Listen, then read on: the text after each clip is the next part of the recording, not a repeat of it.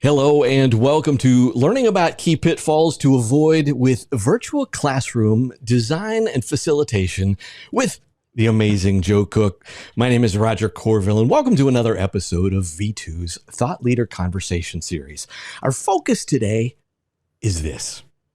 When it comes to virtual classes, key word there, there's not only opportunity, I think most of us see that, but some of that use case of virtual classroom. You might have heard it called virtual instructor-led learning, live online.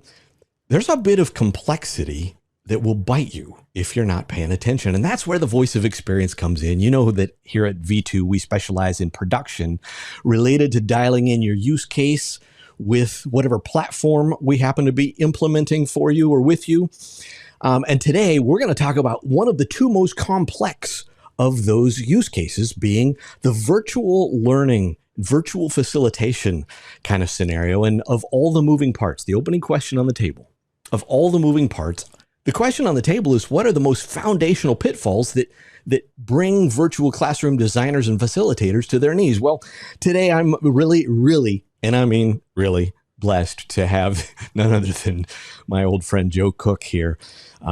Founder and live online learning specialist with Lightbulb Moments Ltd, decades of experience and a bubbling passion to help you embrace the benefits of live online learning technology, has worked with little organizations, charity organizations, big organizations that you recognize like CNN News and Bupa International, coming to today from Surrey, United Kingdom, or Lightbulb Joe on a social media platform near you. Welcome, my friend. Joe, thanks for being here today. Thank you for having me. You know what? Just for the sake of those that don't know who you are, tell me about you and what you do. Oh, I'd love to. So, as you say, I'm in the UK. I've been running Lightbulb Moment for 10 years nearly. Can you believe that? And been working in learning and development for 25. So definitely got a little bit of experience here and there to pick up on. Maybe not quite as much as you, Roger, but certainly some things to come and share with people. And as you say, I've got a passion for live online learning, whether that's webinars or virtual classrooms. And obviously, you know, things are getting a little bit more hybrid these days. But whatever that is, it's about making those as good as they can be. Yeah. And she's awesome at it. And I'm tickled to have her with us. And I just got to say this because, you know, having old friends on here is a wonderful thing. I kind of watched Joe grow into this space and went, ooh, this gal knows what she's talking about. And I counted it once. It's more than 6 different consulting and training gigs in the UK.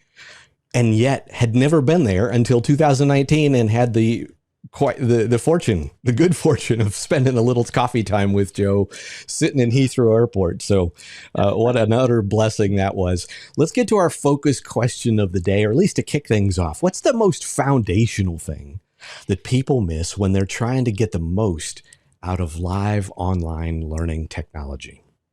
Well, you know, obviously there's a few different things you can pick on, but in terms of the fundamental pitfall, I think it's focusing too much on the technology and not enough on the people and the learning outcomes, or whatever outcomes there are for your session. It could be sales and marketing for your webinar, you know, whatever that is, you're just not focusing on the people and you're focusing too much on the tech. That's the key part.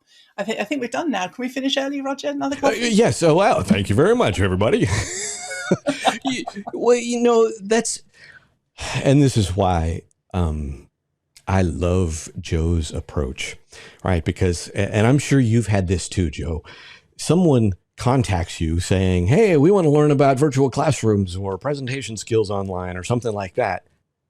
And you're thinking about people connection and skills and design and how to help people connect with people.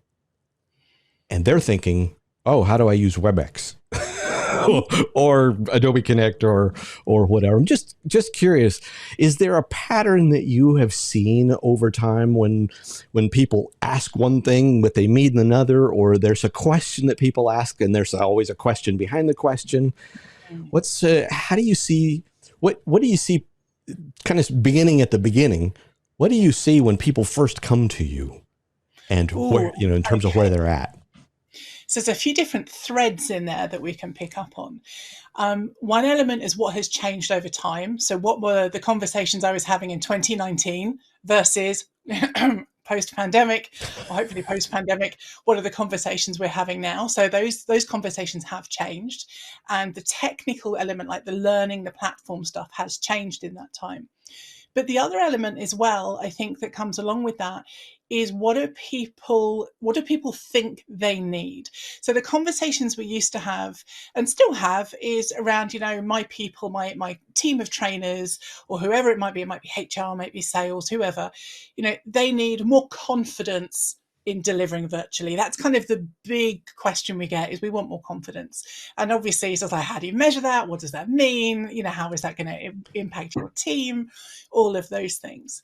But what's interesting is the conversations are slightly different. So a conversation I had, maybe 2017, 2018, somebody had phoned up, exactly like you said, team of people, need to develop them. Great, no problem.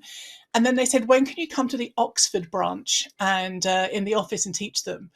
And I was like, well, obviously I do some of that, but this is virtual training about to do virtual training. So let's do it virtually. And no word of a lie, I spent an hour on the phone, basically objection handling with this lady, because everything she said was, well, what if X? What if this happens or that happens? It's like, well, your attendees are going to have this. Your staff are going to have to deal with these issues. Yeah. So if they happen, we need to look at them. So that's where things have shifted a lot, is we don't have those conversations anymore, because people now are like, well, it can run virtually. We know that from 2020, 2021, that's all okay. We know that bit now.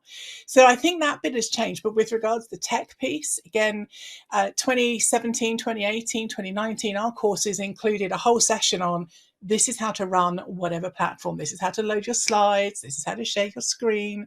We don't do that anymore, because so many people know the basics, maybe not everything, but they know how to share their screen. They know how to mute and unmute. Maybe not everyone, but those things generally people know. So there is a little bit of a shift, but people are still focused too much on that tech.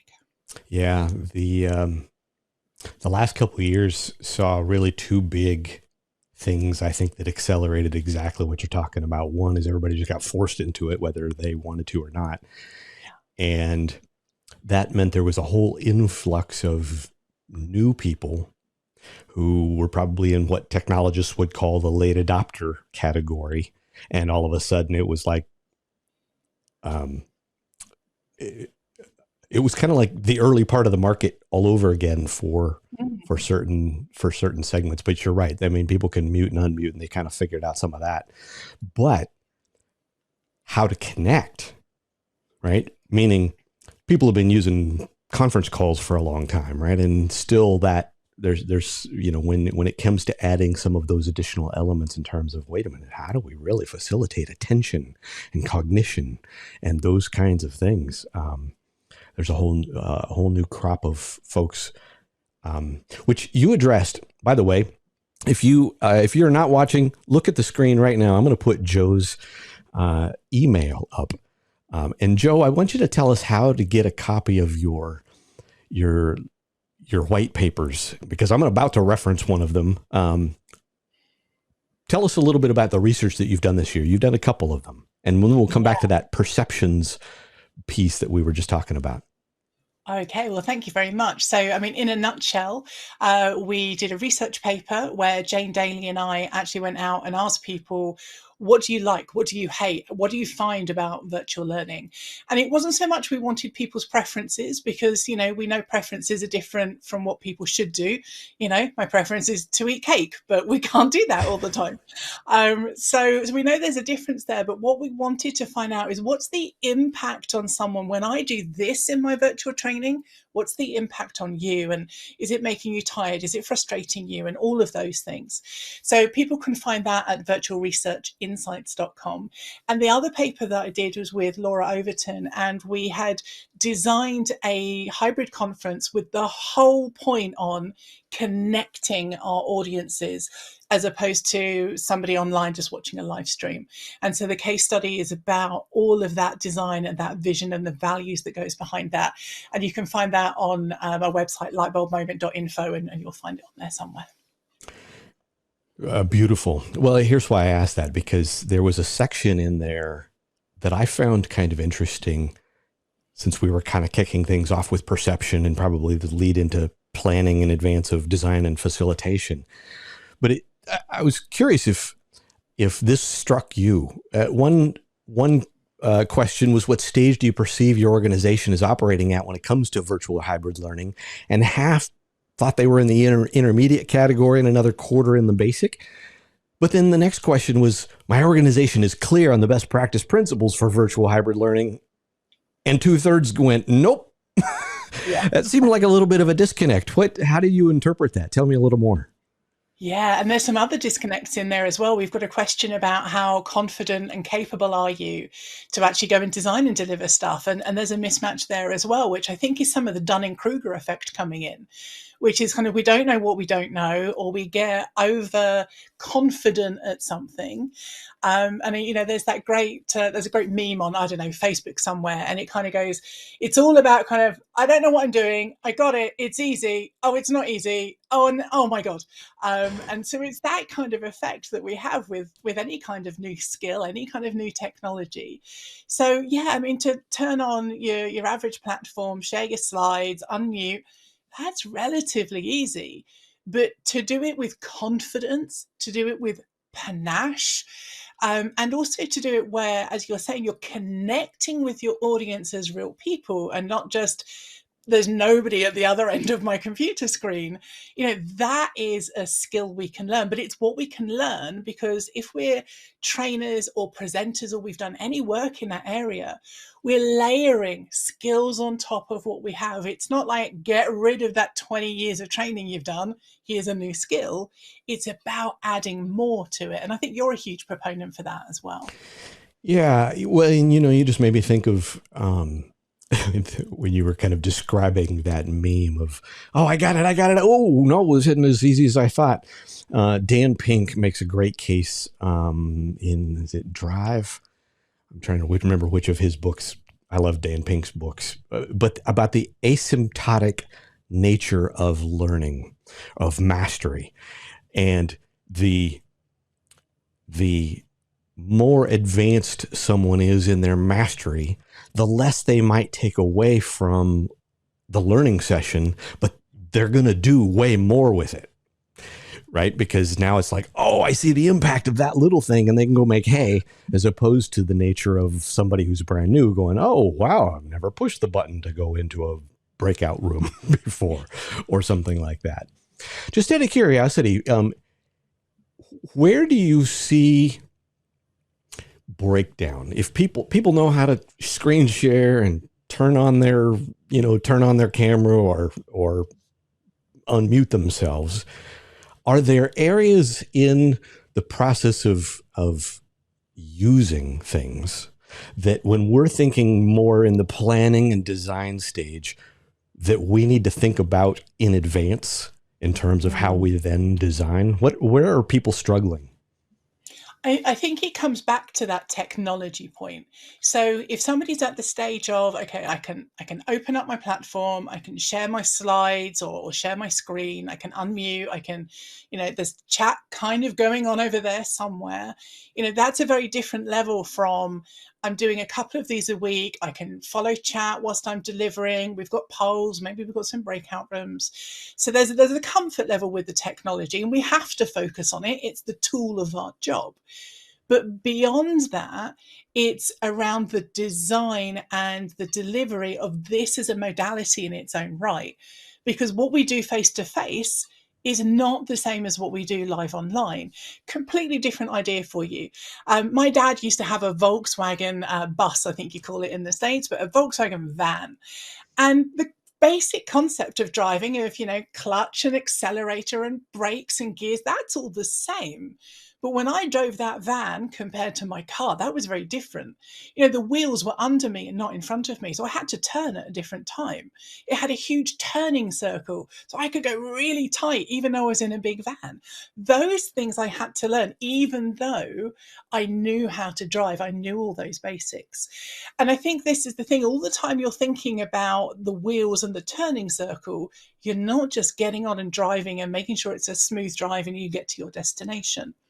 So if we think about this in terms of what we're doing with our virtual classrooms, it's thinking a little bit more about, okay, now I know what buttons to press and I know how to do that. And I can do that with a relative amount of confidence, even if it's a really small part of the platform you're doing. Then it's about, how do I make this work the best live online?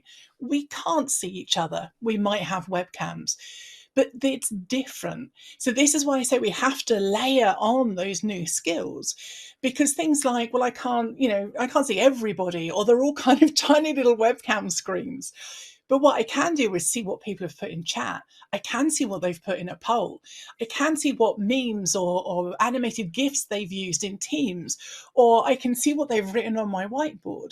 All of that, which is digital body language, gives me information. And that's the kind of stuff I need to start focusing on to help me understand, how do people act, behave, and learn, A, well anyway, and B, specifically live online.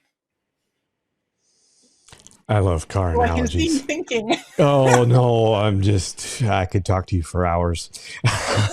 Well, since we're planning and we'll kind of move into design, to me, here's the guy.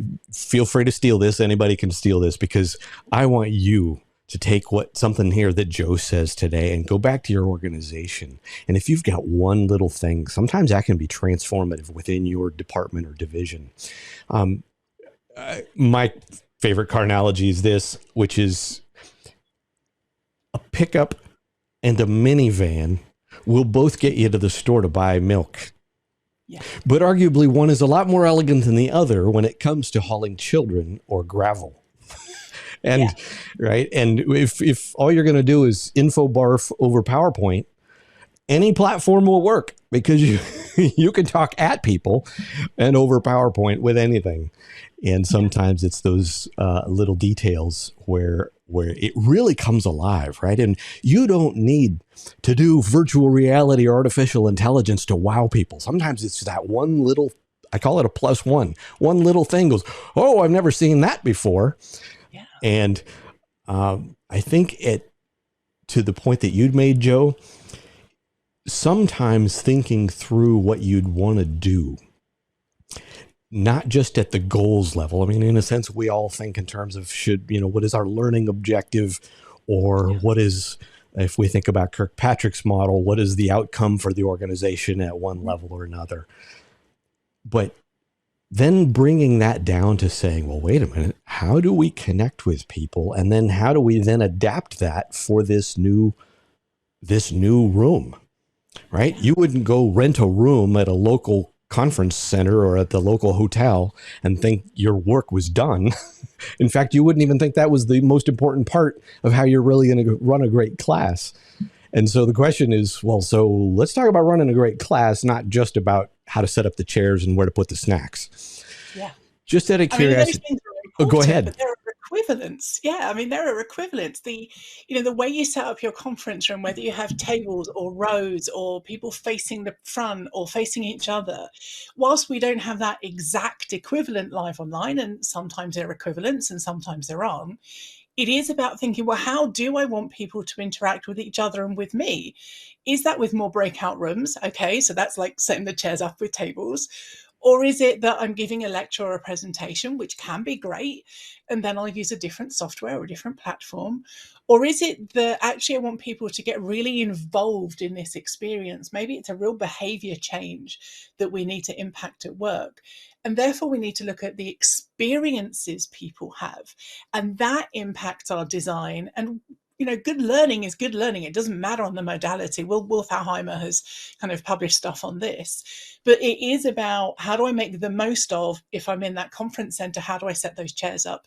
If I'm live online, what activities are best to get that connection and get that experience of the learning that I need, or whatever it is you need to achieve? So let's transition there. Let's talk about design. Instructional, there's a lot of different instructional design models, and I've adapted and kind of tweaked my own. I'm just curious. I know, if I remember correctly, somewhere you've got your own kind of framework. Tell me how you approach even just the process of thinking through design when it's live and online.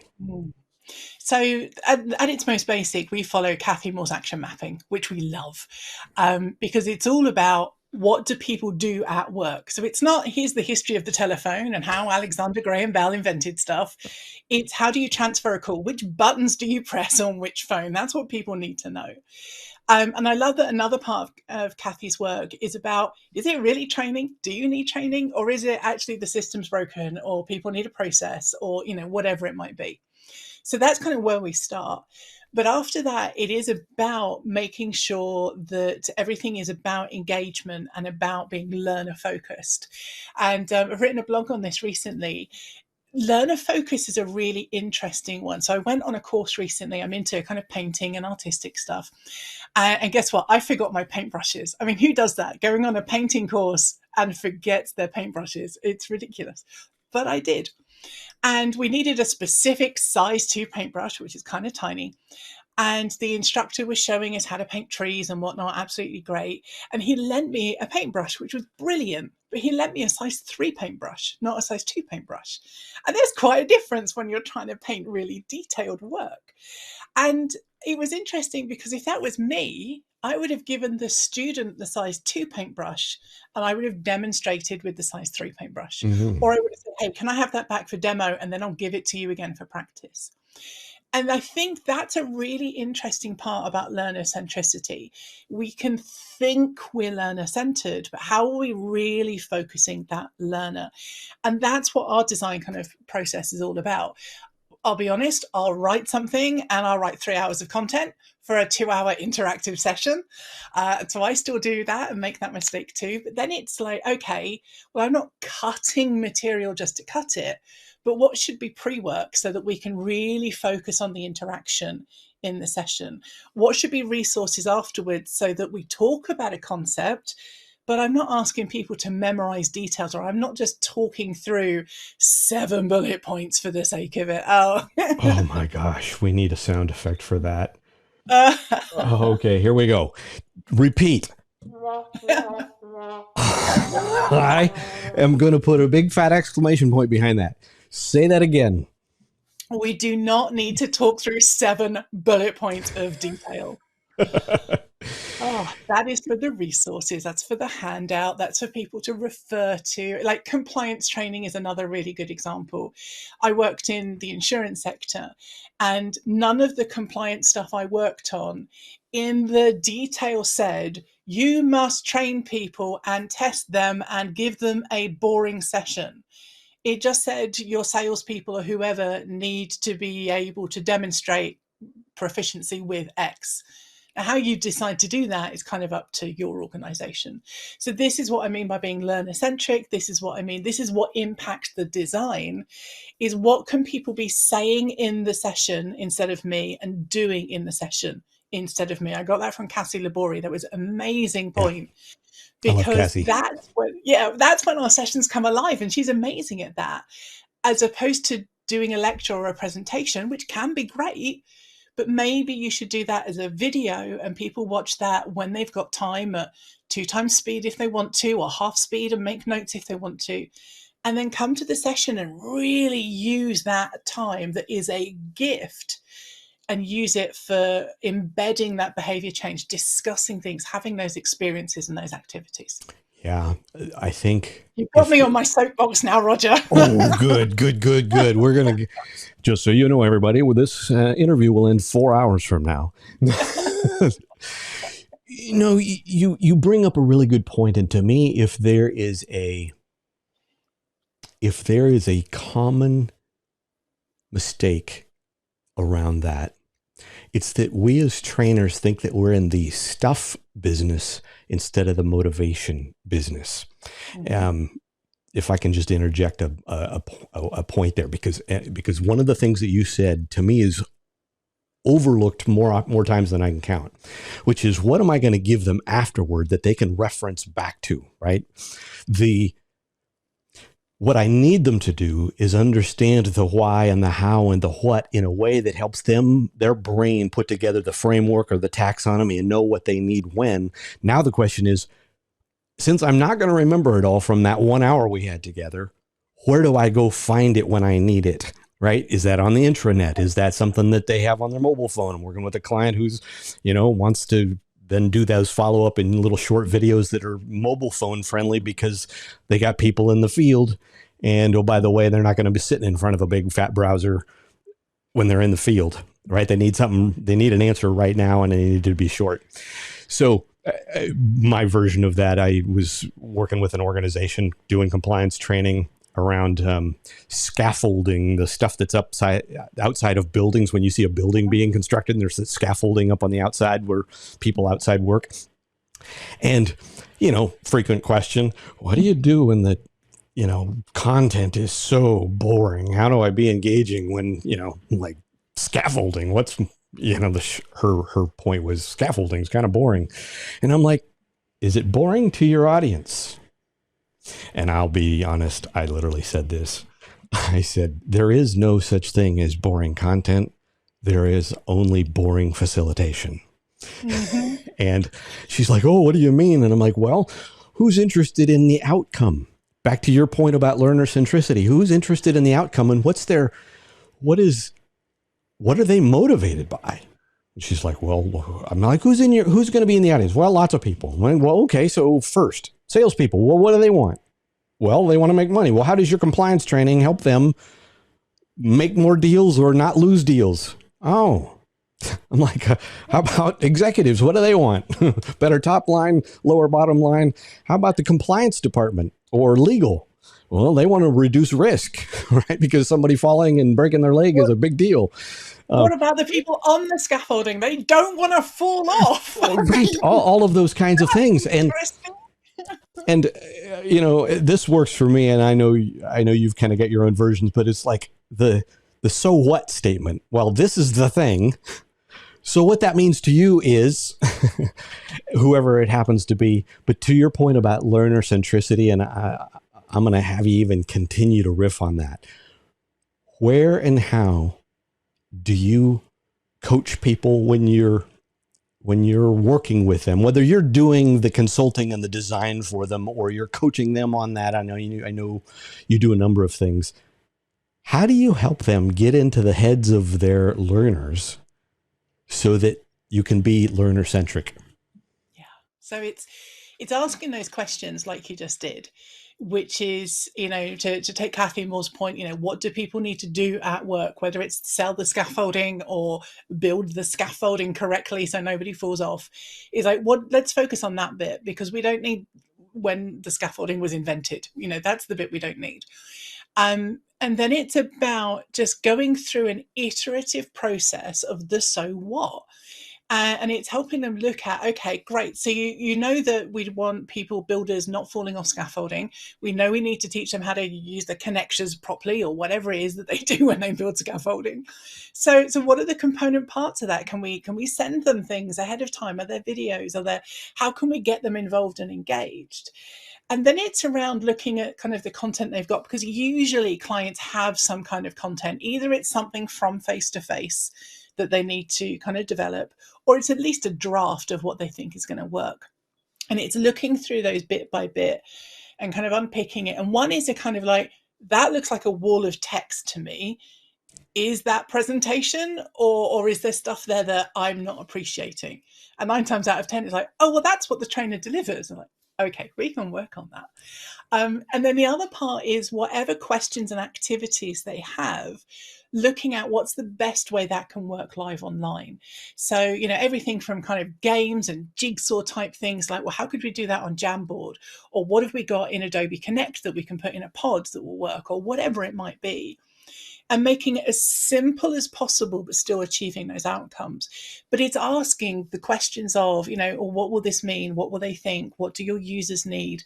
All of those kind of questions that we were just talking about helps get people in that mindset, as well as that kind of, is this a wall of text? What would you do to have an interaction here? How might you do that? What would a really good example There's something I would talk about face to face, which is, I can't even remember the topic, but it's something about training and like, we've all had the projector not work or, whatever. And normally, if you're in a group of trainers, you get exactly that response I can see on video, podcast. What Roger just did was nod and smile because Roger has a lot of experience. So normally I get this with a whole room full of trainers. You get the nod, the sigh, the yeah, tell me about it kind of facial expressions. Live online, if we don't have webcams on, if we're on a webinar with 500 people, well, you don't get that feedback. So here's the bit where I go, okay, what I need to do now then is actually kind of ask a question. So the question is just like type in chat or select in the poll. What is it, how many years have you been working in L&D, whatever, 20, 25, 5? It's like, so you guys know what I mean, put a smiley face. Or whatever it is, it's that way of saying, okay, this is live online, it's different. But how can I do what I would do face to face and make a version of it and make it's different, but it's still there? And I think that level of detail is, it's not for everyone to get to right away, but I think that's something to aim for, is to think about that level of detail. Yes. Here's my simple little 3 words. I begin by actually just asking them to analyze what they would do in person. Let's not even think about technology. Let's just, how do you walk on stage? How do you do handouts? Do you put handouts on the chairs before people walk in, or do you hand them out part of the way through the session? And on and on and on, right? And then take those things, analyze, and then we map those to the tools or adapt them to that environment, and then discover what you can do new or uniquely or different or better. One other question for you about design, and then we'll move to kind of facilitation. When people design for live facilitators, how, just out of curiosity, in your work, how many times is that people doing the design work for themselves and they're going to be the facilitator versus somebody's the instructional designer and they're handing that off? And I'll tell you where I'm going with that, kind of a multi-part question, right? Oftentimes people come from a classic or traditional instructional design background, hand stuff to virtual trainers or facilitators, and the facilitators are going, that doesn't quite work. Just out of curiosity, what scenario do you see more, and how do you guide people when they're thinking about how do I design when someone else is going to facilitate? So the large majority of the time is designer facilitator. There will be circumstances, especially in larger companies, where you have part of the team designing and handing over like the ideas, you say. And there's very good reasons for that, for consistency, especially if you've got a number of trainers across a big rollout or something like that. So there's no right or wrong. Obviously, it's just what's right for the organization. I used to teach a specific design course a few years ago. And I found it really interesting because what we didn't teach on that design course was about facilitation. And so when I sort of started doing my own thing, my design courses involved, well, you have to do a teach back. You have to learn how to use the software. And people kind of go, I'm a designer. I don't have to get on stage. I don't have to do any of this stuff. It's like, okay, maybe you don't in your job, but you do with me. And the whole reason for that is, unless you've stood on stage, unless you've kind of run the virtual classroom and seen that you've got chat moving and then you've got a poll and whatever, how can you design for something that you don't do, that you're not involved in and engaged with? So it doesn't matter how great you are as an ID and how great you are with your subject matter experts, unless you know how to drive the virtual facilitation, you can't design properly. So we have less of that, but there is a little bit of it. But most of the time it is about the designer facilitator. So it's a little bit of an easier conversation in that way. So facilitation, they get on stage. What do they experience? Or when you're thinking, when you've moved from design to that facilitation thing, how are you helping people think like a facilitator? And I'm using that word very specifically for our audience because I know Joe knows there's a world of difference between facilitation and presentation. Yeah. And there's a difference between presenter, instructor, trainer, workshop, all of those different things. So sometimes I'm really broad and use that term interchangeably, because in some ways it doesn't matter. It's all best practice about your design, your delivery, and get people involved. And whatever your message and your outcome is, there are some common threads that are really important. But there is a difference between training or instructing and facilitation. So we had a conversation with someone recently, and they had actually been told off at work in the organization they're in because they have a 1 hour session on programming something or other. And they had delivered 15 minutes of theory. And then there was half an hour of all of the attendees going off and actually typing up C++, whatever it was. And then kind of a 15 minutes at the end, what have we learned today? What problems have we had? And that kind of debrief. And the feedback they got was, you have not been teaching for 1 hour. And you and me are just like, well, that's a great session. You've got the setup with the content. You've got people practicing and actually doing stuff with the person there to help them. And then the debrief of what have we learned, so you can learn from each other, take that away, go practice more. And so the trouble here with this is that was an instructor kind of teacher, kind of more academic model, as opposed to the facilitative model, which is you're an adult, you can learn, or if you don't know how to learn, we can help you learn how to learn. And we can respect that, but let's have a learning experience. Let's do this together on a journey, which I know could sound a bit hippie, but the essence is, in learning experiences, you are much more motivated, you're much more emotionally engaged, and you're doing something. And therefore, by doing it, you're thinking about it rather than just letting it wash over you like some kind of subtitle or auto cue somewhere.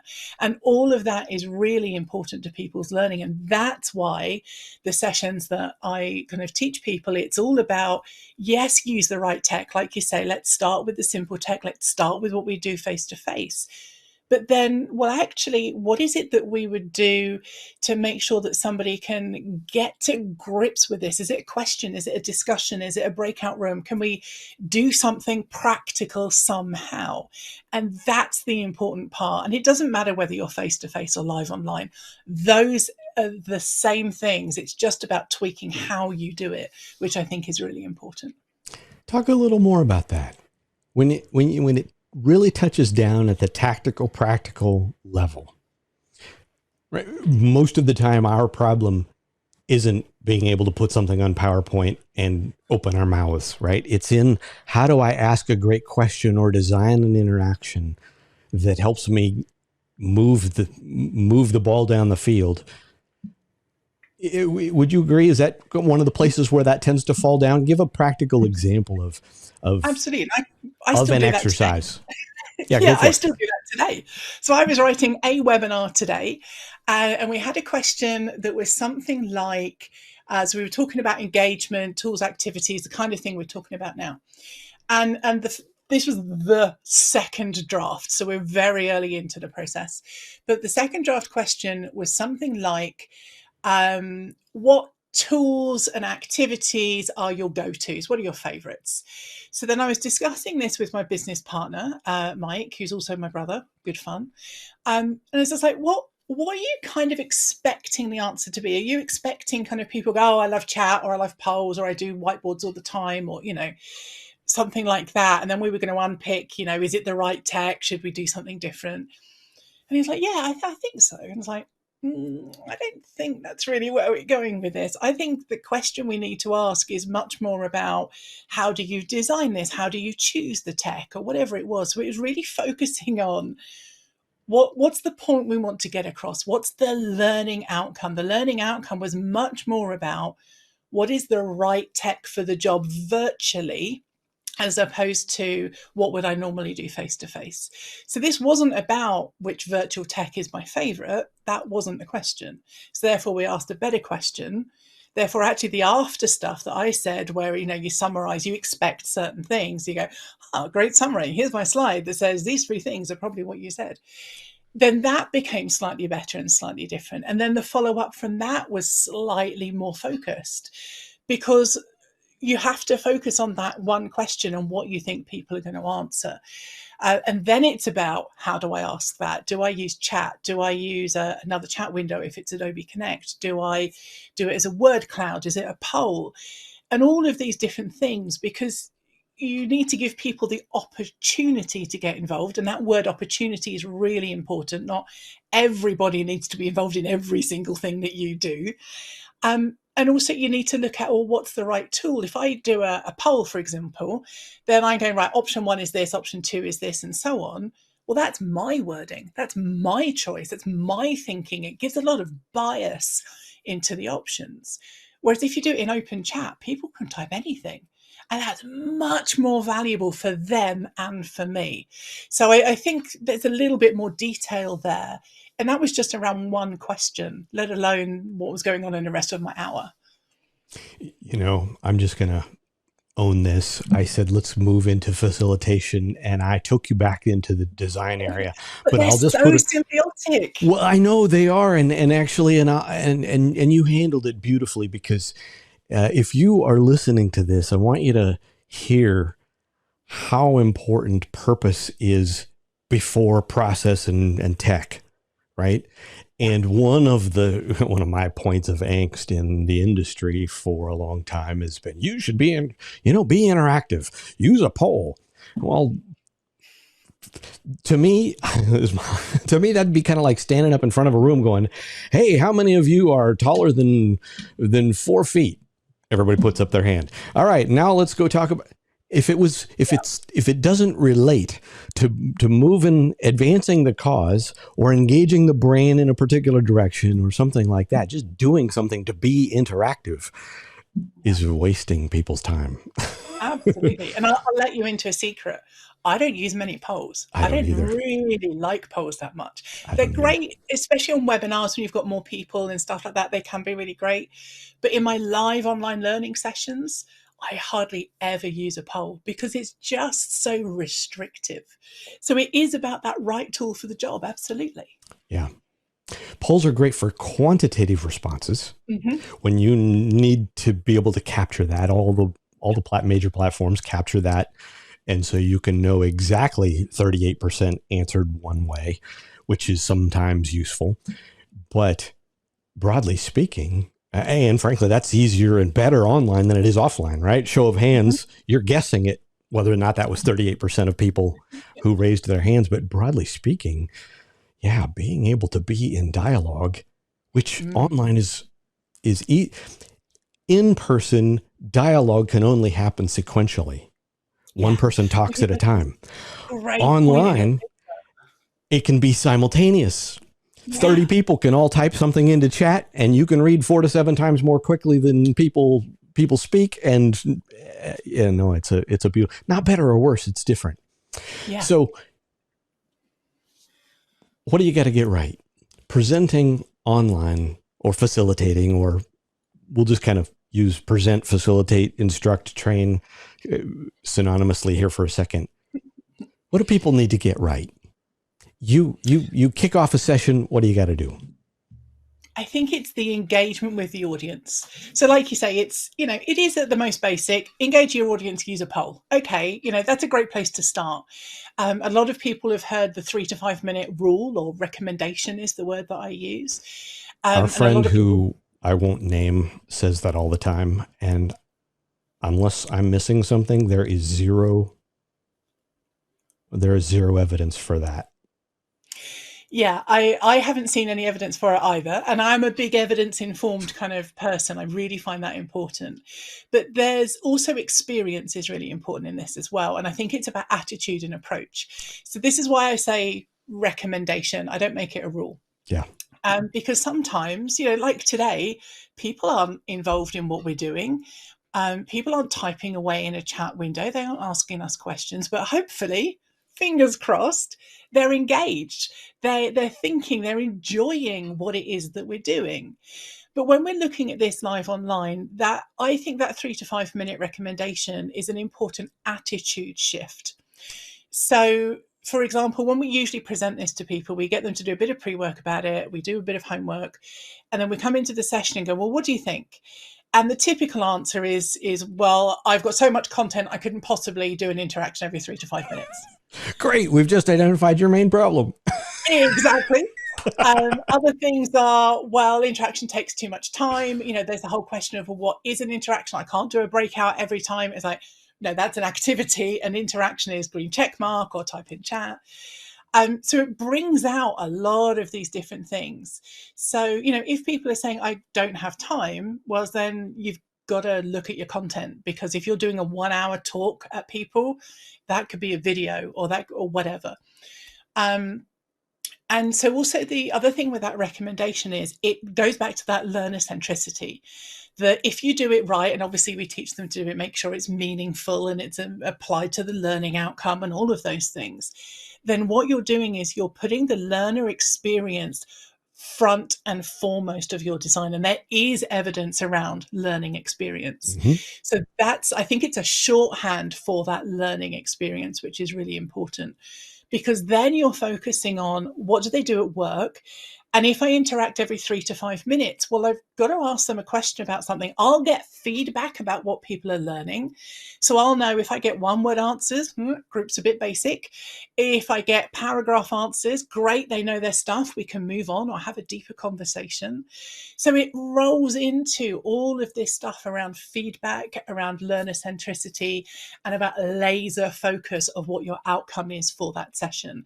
And that doesn't matter whether it's a presentation as part of your sales funnel and marketing, or whether it's a live online classroom with 6 people for a major behavior change around whatever thing going on at work. So it's that engagement, but not that glib engagement. It's the real deep learner centricity engagement. You know, I'm not even sure, because you're so good. I think this just naturally came out of your words. So let me paraphrase something back to you and make sure that was what I was hearing, because, and also put an exclamation point on it. That laser focus on your outcome doesn't mean you have to do all of the talking, right? A great facilitator, I'm seriously paraphrasing, a great facilitator can ask you a question, right? Think Socratic.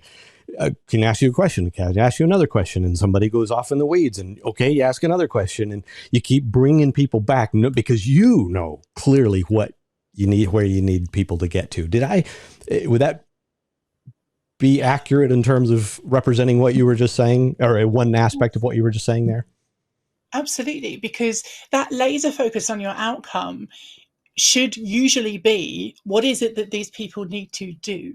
So whether the outcome is buy my product, or whether the outcome is click this button at work, or talk this way in an interview at work, or whatever it might be, you're focused on that outcome for those people.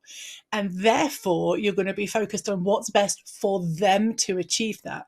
To click that button, well, we need to demo it. We need to get them involved. We need them in a dummy system, whatever it might be. If it's the interview question, it's like, well, we can have a discussion. We can talk about outcomes. We can talk about what ifs. Actually, we need to put them in breakouts and do the dreaded role play, or whatever it might be, or co-coaching is what I call it. So, you know, you've got that way of focusing on things, and it's less about what I say, and it's more about the environment that I create to enable those people to learn. And that's what that laser focus does. Oh, Joe, I love your brain. Thank you. Thanks for spending some time with us today. As we kind of move toward the close, let me ask you this. Are there any questions that I should have asked you that I haven't? What's another of your favorite questions to answer that I haven't asked you? One of my favorite questions is, but like virtual kind of learning isn't that great really, is it? It's like, you know, it was fine in lockdown, but we can't really do that, can we?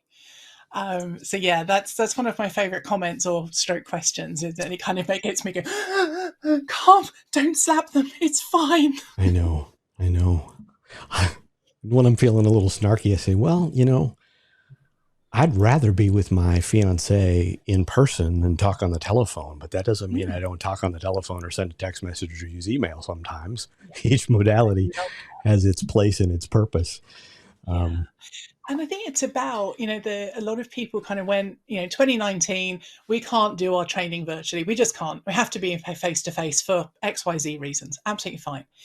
And then in 2020, it was like, well, we have to do this online, whether it's saving our business or, we had one example, they were medical doctors that needed kind of training. Otherwise, they'd lose their board certification or something. And so I was like, we have to do this on this Saturday, 17th of March. Otherwise, we don't have doctors. So we've got 2 days, go. So people come and suddenly found, oh, we can do it. But the reaction we're sometimes getting now is, yeah, but they're not that good. It's like, well, they won't have been in 2020 because it was an emergency response. Me going and getting in a great big HGV truck. I think there are gears, there's a steering wheel, but there's like 25 gears. I'm not going to be any good at that. But if it was life and death, I'd probably work it out. And that's the situation we were in. I'm not like a truck driver of 20 years experience that can tell you how to do this. But now we're at the stage where we need to be looking at performance. And now we need to be looking at, okay, how do we make this really good? We know it can work. Now, how do we make it amazing and as good as it can be? And yes, that's different from face-to-face. And yes, face-to-face is a lot better for a lot of things. But virtual is also a lot better for a lot of things too. And let's make it as good as it can be for those things. Yeah, that's the discovery part. Socially, people notice what they lose before they notice what they gain, right? So it's like, oh, well, I can't do this and this. Yeah, but what can you do better? They're like, oh, yeah. And my favorite of mine is to just say what has to be done physically in person versus what could be done. Did a whole series of training for a client that trained auto mechanics about certain aspects of fixing cars and trucks. And people are like, what? You can do that virtually? Well, there's a lot you can do virtually. We don't need to fly a trainer to your city to talk about how to use a piece of diagnostic software or the principles behind a new fuel filter that is, just coming out on the market. Anyway, take one apart and put it back together. Yeah, that might be a little harder virtually. But Joe, final thoughts or comments? What should we know about you? If someone wants to get a hold of you, I put your email back up there, joe@lightbulbmoment.info. Where else can we connect with you? Social media, just send you an email. What's the best way? Absolutely. Email's welcome. Social media, I'm at Lightbulb Joe on Twitter. I'm Joe Cook. It's Cook with no E on LinkedIn. And so please do absolutely get in contact. And what I think also people should know is that I am really grateful and I've really enjoyed this conversation. And obviously your stuff is amazing too. And I've learned so much from you over the years. And even I was reading your report the other day, like, oh, I love that terminology. Oh, I love that approach. And I think this is a young field and there's loads more coming, and let's all get excited and do it really well. Just in case you're wondering, that was a research report / ebook that came out for my friends at Go2 this particular year. So I don't have a link, but you can go there. That said, I would highly encourage you, don't walk, run to your favorite social media platform, or just pick up your mobile phone and send Joe an email right now and thank her for spending a little time with us in a way that I trust is illuminating, but more importantly, might not even be something for you, might be something that you need to send to someone else because they need to hear it. And sometimes that's the value of an outside voice, somebody just reiterating, going, oh yeah, we thought we were ready, but yeah, we've got more to learn. But the goal isn't to talk about where anybody's at. It's always to talk about how do we help you get to the next level. And if there's one thing that I'm very appreciative of today, it's the fact that Joe Cook has spent a little bit of time with us today. So thank you, Joe. Appreciate that. And with that, we're going to say goodbye, and really glad that you spent a little time with us here at Virtual Venue.